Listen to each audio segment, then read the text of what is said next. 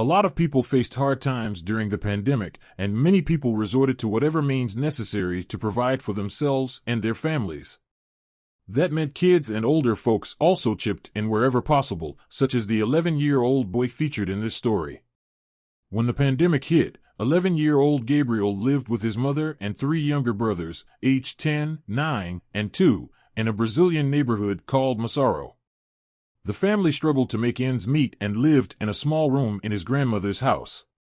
Gabriel was concerned about his family living in a rough area. Plus, his 10-year-old brother had health problems and couldn't be left alone, which made it hard for his mom. It was a struggle to pay even the most basic bills each month. So, even though he was just a tween, the kid took to the streets selling water bottles. He documented the entire thing on social media, sharing his wins, like when his friends donated water bottles for him to sell, and losses. The biggest loss came when someone reported the child to the council, claiming he was engaging in informal business activity.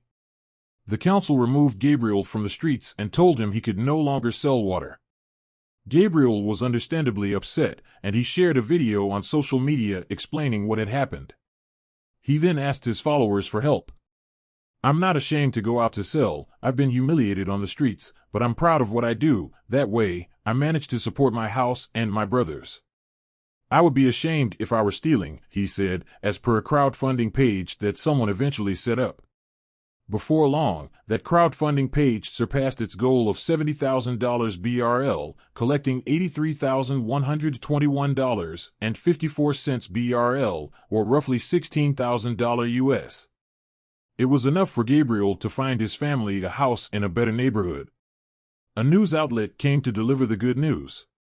"I never thought that my dream could come true. I am very happy," the kid said. "We have a big yard just like I dreamed of, and best of all, we no longer live with such insecurity," he continued. "I will not go back to informal commerce in the streets so as not to harm my mother, but if I am sure of one thing, it is that I will never be ashamed of having sold water in the street. It was an honest job, and as a result of that, I was able to give this house to my family." It takes a remarkable kid to stand up and take responsibility for his family the way Gabriel did, but many people are of the mindset that kids should be kids. That's one reason the story struck such a chord with people. They were in awe of this amazing little person, but also wanted him to have a proper and safe childhood. His story isn't unique, but the outcome certainly is. Thanks to the compassion and kindness of strangers, he and his family are now safe and secure and living their best lives. It's the kind of story that makes us feel empowered to help in unexpected places too. That's the beauty of crowdfunding. A small donation can make a big difference in someone else's life. And while times are tough for everyone right now, giving a few dollars here and there means that you, too, are helping create positive change. It could mean skipping a dinner out, foregoing an excursion one day, or possibly shopping at a thrift store the next time you need some new threads to give to someone else. Or, it could be supporting small, local, and maybe struggling businesses the next time you make a purchase. Whichever way you want to make a difference, leading with compassion and remembering that people are often just doing their best is a great guidepost.